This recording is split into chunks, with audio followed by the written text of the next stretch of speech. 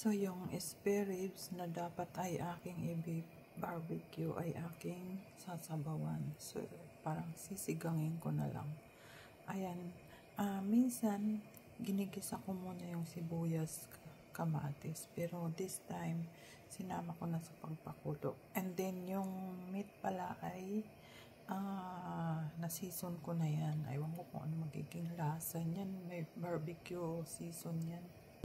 And yung pinakagulay ko ay ito kasi wala akong kangkong. So, lalagyan ko nito. Okay na yan. So, ito naman ay lulutuin ko yung ground beef. Pinalakihan ko lang yung pagkagiling. So, ayan, ground beef. Instead na patulas, okay, inilalagay ko. So, ayan, bawang, sibuyas na puti, zucchini, ground beef. Ito yung miswa. So, ayan, abangan, anong kinalabasan. So, ito yung pangsigang ko, pang-asim. Usually, bumibili na ako nito ng marami.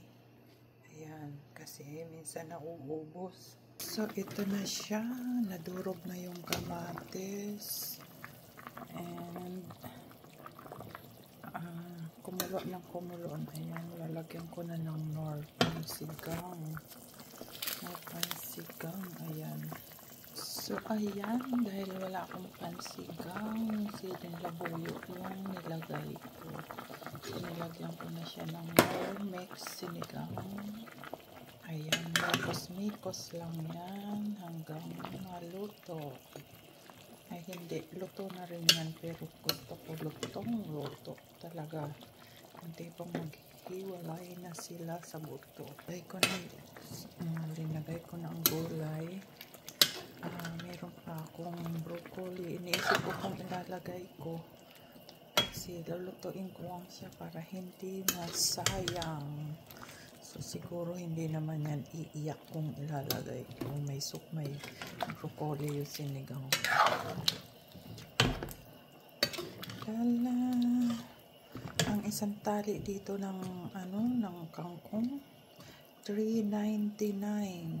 So, imagine sa pera natin magkano yan. Maliit lang na tali yun. So, ayan. Ayan, kulo-kulo lang, kulo-kulo. Ayan, pakulo-kulo lang yan. Antikim-tikim. Siguro ako lang ang lalamon nito. Pero, kailangan ko mag-reduce. Kahit papak lang ako nito. And, konting kanin or bread siya. Okay. Tikim-tikim. So, iniisip ko kung ilalagay ko to dyan, di man siguro to iiyak. Masisira lang kasi. Okay. So, ayan na. Kulo-kuloin na.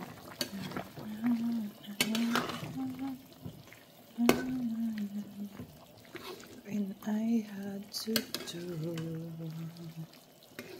do you remember?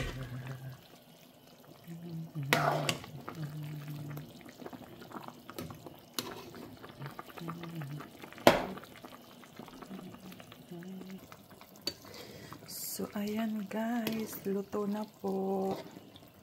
Kakain na. Ako lang pong kakain ito. Yung asawa ko ay hindi nakain ng pork. So, ayan. Sinigang na spare ribs. Ayan.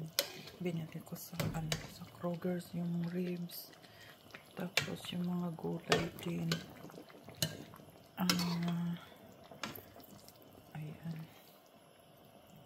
Luto na. Kainan na. Ayan. Bye-bye.